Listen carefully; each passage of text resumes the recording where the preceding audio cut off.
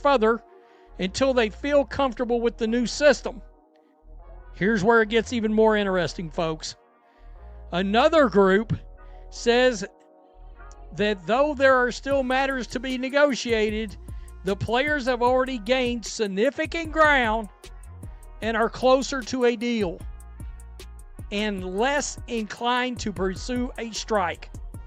The air in the meeting room, likely in some sleek, anonymized conference center in Manhattan, is thick with more than just the sterile scent of recycled air and expensive coffee. It is charged with the weight of a generational opportunity and the bitter tang of internal discord. Around the table sit the elected leaders of the Women's National Basketball Players Association, WNBA, the executive committee entrusted with steering the union through the most critical collective bargaining negotiation in its history. Their mission is singular: to secure a future worthy of the athlete's talent and sacrifice. Their problem, however, is that they can no longer... This morning I did a video where I called out the difference between Caitlin Clark last night on the NBA on NBC's NBA analyst appearance she made, talking about the CBA, and Natasha Cloud going absolutely bananas the other day, just 2 days earlier, on the very same subject, and how differently it seemed like this was being handled by multiple people that's supposed to be in the... agree on what that future looks like, or how desperately to fight for it. This isn't just a negotiation with league owners anymore. It has metastasized into something far more complex and dangerous. A full-blown, ideologically charged civil war within the players' ranks. The once unified front has splintered, revealing a profound and possibly irreconcilable rift between two factions, with diametrically opposed views on strategy, economics, and the very soul of this pivotal moment. On one side, the Pragmatists, who see an unprecedented offer of life. Little mini war inside the players' union. Either way, both groups are eager to hear directly from the owners, instead of having layers of middlemen and lawyers separating the aisles. The WNBA PA president, Nike Agumake, first vice president Kelsey Plum, vice president Natasha Collier are set to join in person. Vice President Breanna Stewart said she'll participate over video conference, an option for owners and other executive council members who cannot attend the gathering in New York. Quote, "At the end of the day, we're human beings. I think conversation face-to-face." Life-changing money and a league finally capturing the cultural zeitgeist. On the other, the Revolutionaries, who believe anything short of a fundamental overhaul of the league's economic structure is a betrayal of principle. And caught in the middle is the breathtaking momentum of a sport on the cusp of mainstream immortality. The schism wasn't born in a vacuum. It was broadcast. Just days before this tense New York gathering, the public received a stark lesson in the union's dichotomy through two wildly different performances. First, there was Natasha Cloud. The veteran guard, known for her fiery on-court presence and off-court activism, unleashed a torrent of unfiltered frustration. Her approach was not one of measured negotiation, but of personal confrontation. She attacked owners, framed the struggle in stark, almost militant terms, and presented the battle as a moral imperative. For Cloud and those in her camp, this was a line in the sand, a final stand against a history of being. Going into this meeting, I'm excited for the opportunity to be able to be there in person with other players that are really invested in this, in the executive committee and stuff. And then, of course, the league making the commitment to be there. Stewart has also pushed for an in-person meeting, telling ESPN last month, "At some point, enough is enough. Personally, I want to be in a room talking about..." Being undervalued. Her rhetoric was designed to galvanize, to awaken, and to refuse any hint of compromise. It was the language of the barricades. Then there was Caitlin Clark, the rookie sensation, appearing in a tailored suit on NBC as a guest NBA analyst, addressed the same CBA negotiations with the poised demeanor of a Fortune 500 CEO. She spoke of momentum, of the product on the floor, and of a pivotal moment for all women's sports. Her tone was businesslike, optimistic, and forward-looking. She expressed confidence a deal would get done, emphasizing the necessity to continue that momentum to play basketball. For Clark and her allies, the priority was unmistakable. Capitalize on the historic visibility, get the season started, and build from a position of unprecedented strength. It was the language of the boardroom. This wasn't merely a difference in communication style. It was a live-action reveal of the tectonic plates shifting beneath the Union. Cloud's passionate fury represented the faction that believes the time for polite negotiation is over. The time for radical change is now. Okay. These meetings get so sidetracked by language, verbiage, and context, we're missing the point. He goes on to talk about what Caitlin Clark said last night, right? I honestly don't think it's just a big moment for the WNBA. It's for all women's sports. I think it's one of the biggest moments we've ever had. I'm very confident we're going to get something done because we're in the moment because of the product we put on the floor, so we need to be able to continue that. You can tell, once again, she believes it's important to get on the court, play basketball, build on the moment, keep the momentum going. But first, Clark's calibrated optimism represented the faction that fears stalling the engine of progress at the very moment it has roared to life. One views the current offer as an insult to be rejected. The other sees it as a foundation to be accepted and built upon. So, what are they actually fighting about? The rupture centers on the league's economic model, specifically the issue of revenue sharing. The executive committee, a 7-member body authorized to call a strike, is now cleaved into 2 distinct camps. Faction 1, the Revolutionaries. This group, aligned with the spirit of Cloud's public statements, believes this is the non-negotiable moment to fundamentally alter the financial architecture of the WNBA. They look longingly at the NBA's near 50-over-50 revenue split between players and owners and declare, that is the standard. That is what equity looks like. For them, feeling this was going to happen.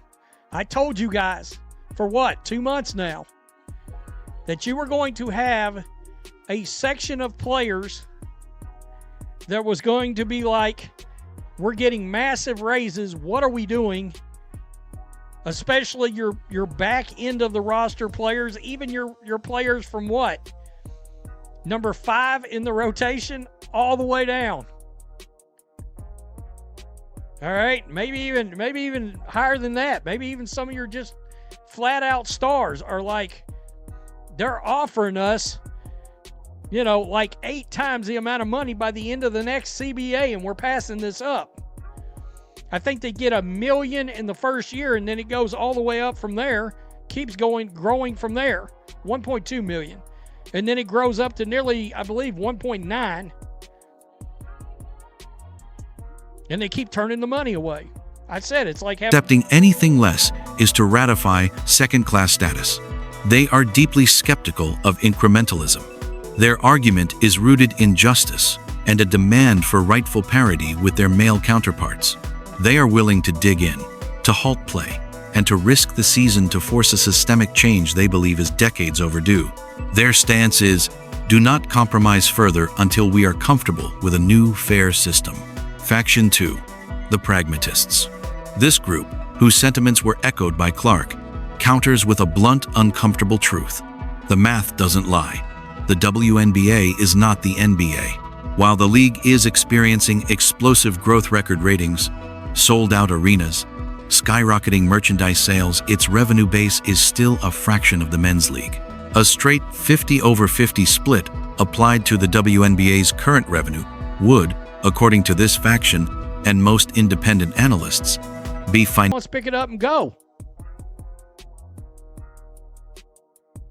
I don't know who believes they think they got a whole, and I guess they got a minute, probably the fans that watch Unrivaled.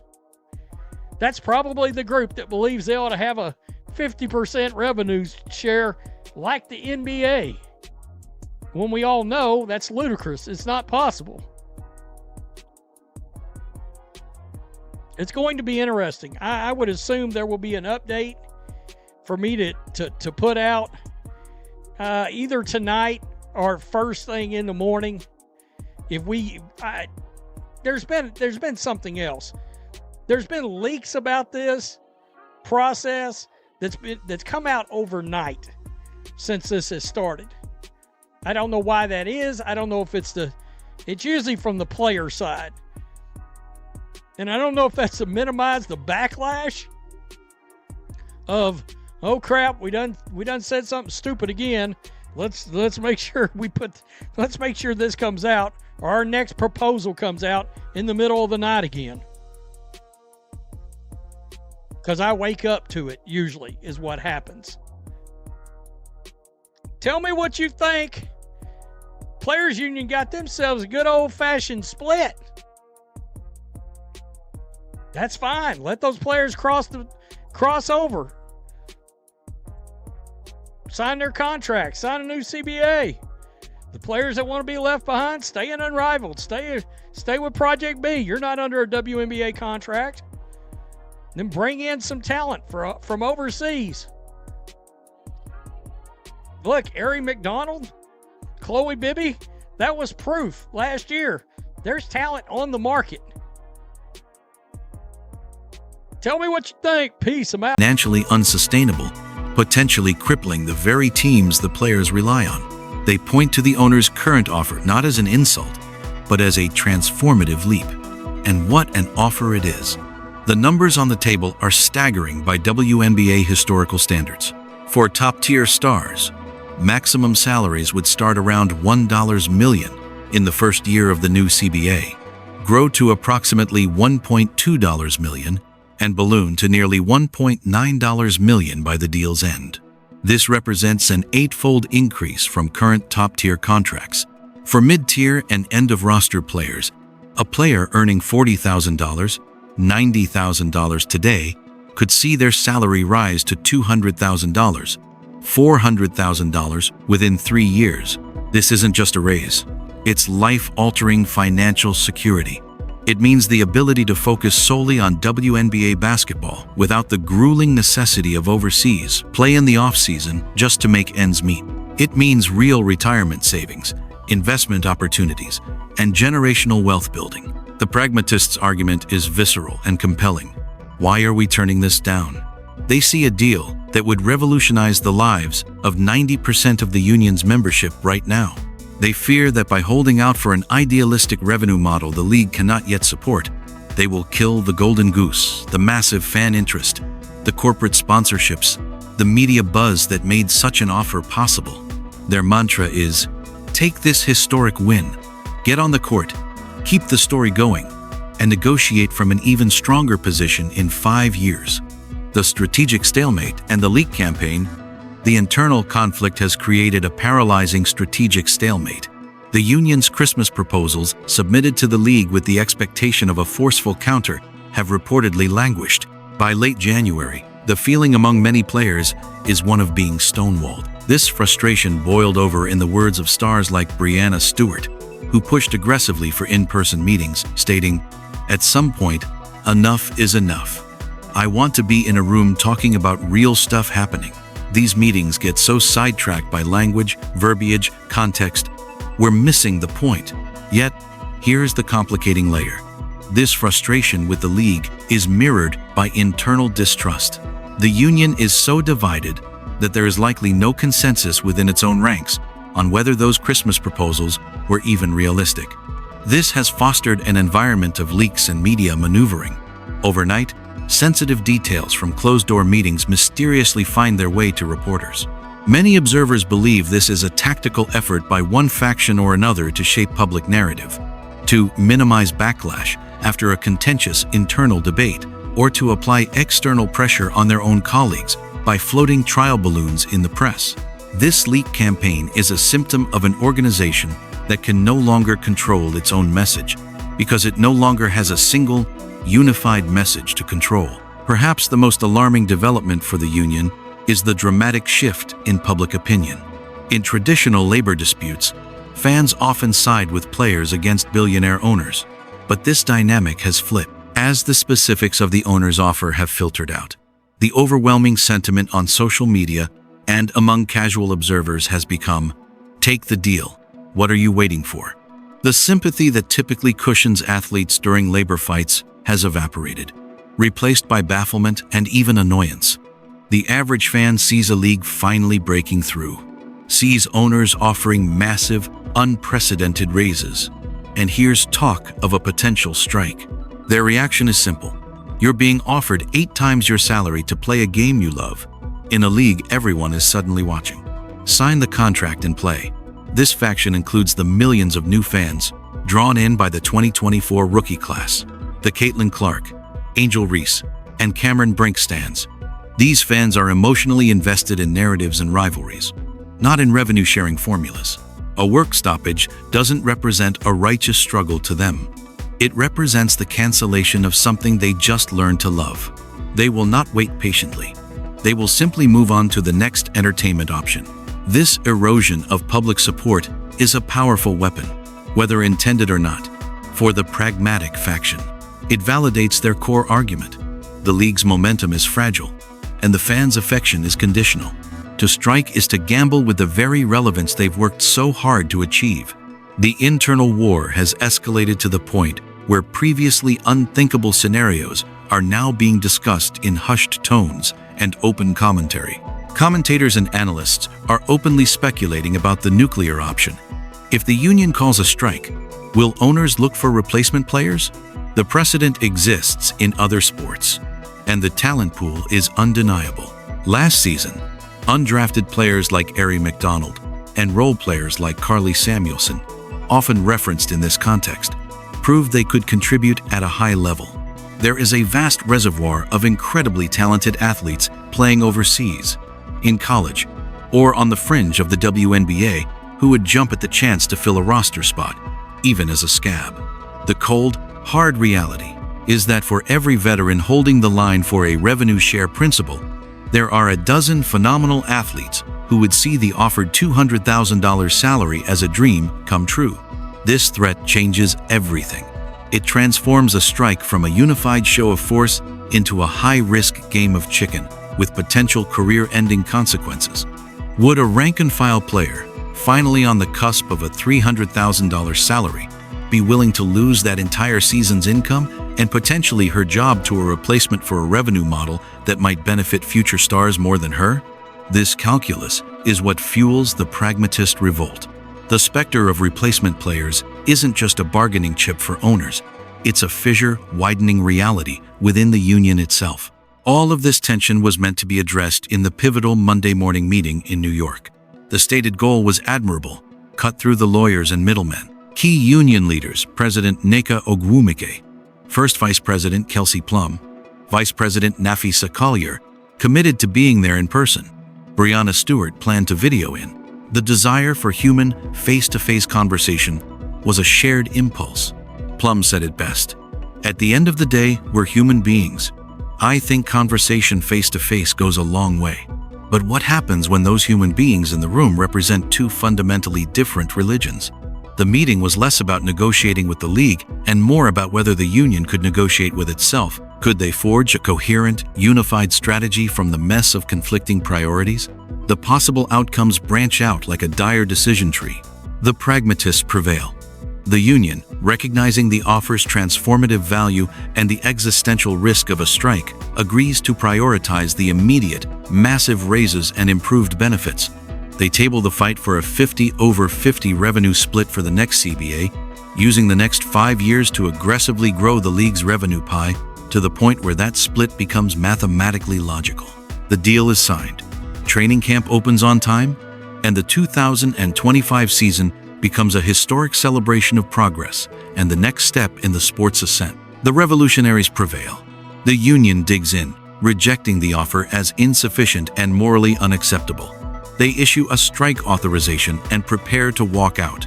The season is delayed or canceled. The league's miraculous momentum slams into a wall. Fans revolt, sponsors get nervous, and the narrative shifts from rising sport to dysfunctional labor dispute. The owners may begin exploring replacement options, leading to legal battles, torn friendships, and a permanently scarred relationship between players and the league. A fractured break. The deadlock proves total. The union cannot arrive at a consensus position. In this unprecedented scenario, we could see players publicly breaking ranks. Pragmatists might openly criticize the strike strategy, and in a worst-case scenario, a critical mass of players could cross a picket line to sign individual deals or pressure the union to accept.